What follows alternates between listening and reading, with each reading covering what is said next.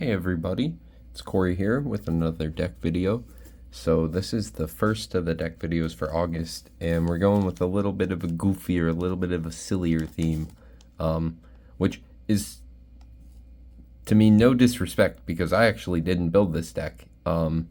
If you saw the video where I linked some gameplay of a tournament I was in, I played in the round 1 feature, and this is actually the deck I went up against. So I got permission from the creator, that's Simful P, Simful_P.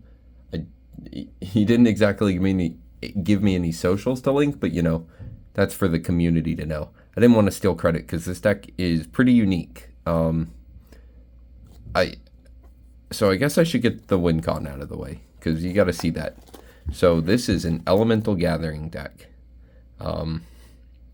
So yeah, resurrect up to 3 characters, requirements enchant. The only problem is the cost is ungodly, right? So this card itself is always all elements, so that's kind of cool. It kind of helps to pay for everything, but let me rearrange the deck real fast here, get everything back in order. We'll come back to that. We'll get there. Oh gosh, what did I do? Oh no, now it's all out of order. What have I done? Okay, whatever. So the deck.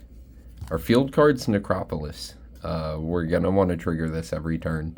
And you probably want to save your coins that you get on this for reviving key cards later, because there's not exactly play sets of a lot of things in here. You got to make room for 6 colors somehow.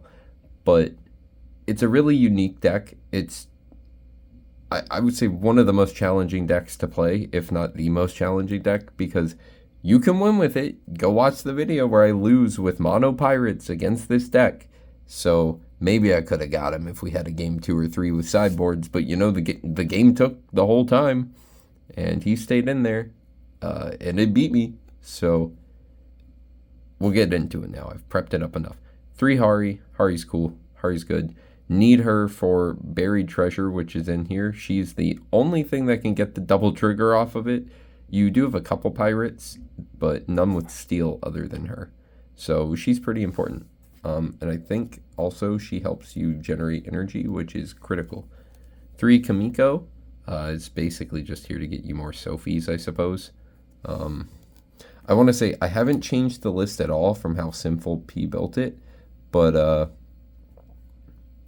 I don't know if it's optimized or not. It's a 6 color deck. You can probably change some ratios here or there, probably some whole cards. There's no telling. I tried to, but I couldn't figure it out before I needed to post a video. So it's a really hard deck to describe until you play it. But I recommend trying it out. It's really fun. But anyway, Sophie times 2. She's useful because you run a lot of abilities. I wouldn't even maybe consider 3 of her, but 2 Zavidi. Zavidi's cool. I'd maybe even consider 3 Zavidi. Good at fixing your energy, good at getting rid of your opponent's energy. Balthazar times 2. Balthazar's just kind of sick. He's also a 2 color card. A lot of the decisions in here might have to do with being 2 color cards. Like 3 Halil, I don't know if that's necessary, but 2 color, cool. Get you Balthazar. So you have a lot of ways of getting Balthazar and Sophie together, and I think that's pretty cool. Oh no, I actually do not have a second Judas. This is my only one, but you should run 2 of them. He's pretty important. He can use your ability on turn 4 even, as long as you have the energy, and I think that's kind of what you're trying to do with the deck. Now as for things that you want to resurrect, Captain Kane times 3, he's a great target, but pretty much any card in the deck is good to resurrect, right? You're going to overwhelm your opponent with advantage. That's the goal there. Fashisco times 1. And that's it. There are literally only 20 characters because, for what it's worth, you do need to be playing your strategies and your abilities as much as you can in this deck to get extra value. So, Camouflage Training. Ironically, every strategy is a 2, so you'll never get one on 0, you'll never get one on 1, but after that, all your things are online. So, 2 Camouflage Training, or 3, sorry. 3 Dragging Promise, 3 Dragonic Palace, 3 Mycronic Hatchling, and just 2 Dr. Royale. Dr. Royale is pretty important in this deck. I don't even know if 3 would be a bad decision, just in case you lose the other ones to Battle Rewards or Mill.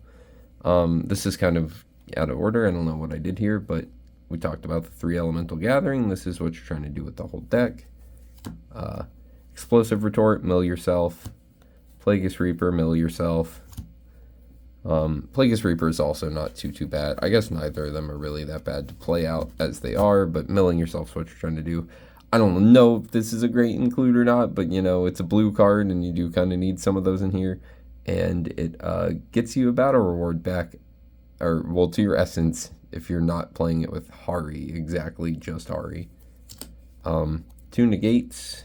We've talked about this before, but ignore the text on the card. It should read negate the target and discard it.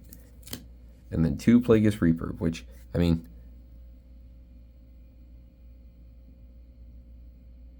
oh, yeah, I was like, there's only Fashiska, Judas. I was like, there's only 1 user. This seems sus. Kind of still seems sus with only 3 users, but it is a very powerful card. Shouldn't feel too inclined to hold on to it. I didn't build a sideboard. This deck is incredibly hard to balance. I don't really know what colors to put the sideboard, but you know, your Sframbles, Nanami, the generic Sasaki, generic sideboard stuff. That's probably pretty helpful. But otherwise, that has been 6 color Elemental Gathering. What a strange deck. Very fun though. Definitely, I'd say zanier than the next deck I'm going to show off later in the month. So in hindsight, maybe I should have done that in the reverse order. But anyhow, planning is not exactly my strongest skill. Bye!